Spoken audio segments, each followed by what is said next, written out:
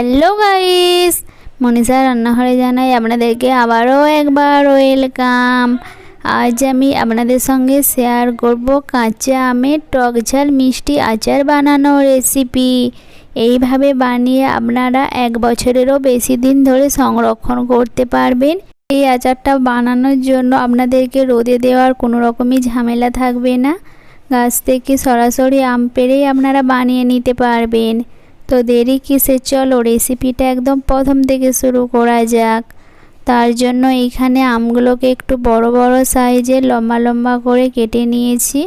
এখন আচার বানানোর জন্য দিয়ে দেব কড়াই 1 চামচ সরিষার তেল।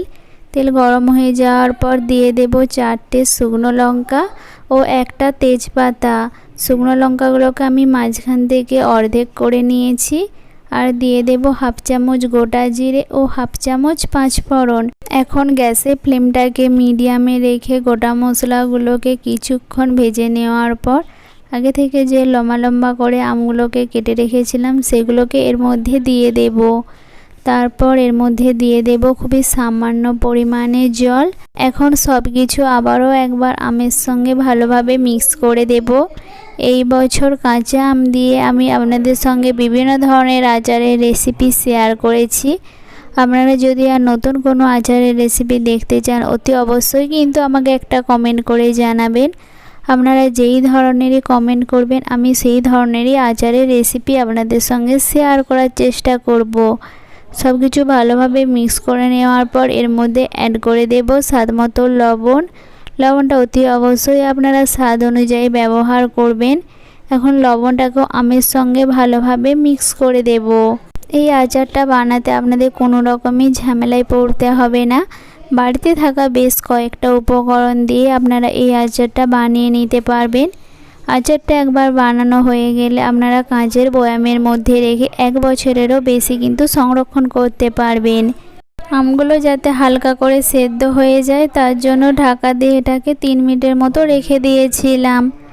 3 মিনিট পর ঢাকাটা খুলে নেওয়ার পর হালকা ঝালঝাল বানানোর জন্য এর মধ্যে দিয়ে দেব 1 চামচ লঙ্কার গুঁড়া আর দিয়ে দেব বেশ অনেকটা পরিমাণে আখের গুড়। এইখানে আমি আজ আম গুড় বানাচ্ছি তাই এখানে গুড়ের পরিমাণটা একটু বেশিই লাগবে। এছাড়াও আমাদের গাছের আমগুলো একটু বেশি পরিমাণেই টক, তাই গুড়ের পরিমাণটা আমাকে আজ বেশি ব্যবহার করতে হবে। আপনারা গুড়ের পরিবর্তে কিন্তু চিনিও ব্যবহার করতে পারেন। চিনি কিংবা গুড় আপনারা যেটাই ব্যবহার করুক না কেন সেটা আপনারা আপনাদের স্বাদ অনুযায়ী ব্যবহার করবেন। এইখানে আমি মোট 5 থেকে 6 চামচ আখের গুড় ব্যবহার করেছিলাম। আচারের মধ্যে আখের গুড় দিয়ে আমের এই রেসিপিটা তো আমার সবথেকে ভালো লাগে।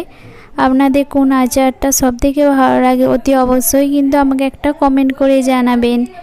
এখন গুড়টাকে আমের সঙ্গে ভালোভাবে মিক্স করে দেব। এই আচারটা বানানোর জন্য কোনো রকমই এইখানে আমি জলের ব্যবহার করব না। গুড়টা গলে যে জল বেরাবে সেই জলেই আমগুলো সেদ্ধ হয়ে যাবে। দেখুন গুড়টা থেকে এখনই জল বেরোতে শুরু করে দিয়েছে। গুড়টা একটু কালচে কালচে কালার হওয়ার কারণে এটাকে লাল টকটকে বানানোর জন্য এর মধ্যে আমি অ্যাড করব খুবই সামান্য পরিমাণে রেড ফুড কালার। এটা পুরোটাই অপশনাল, আপনারা চাইলে দিতেও পারেন কিন্তু নাও দিতে পারেন।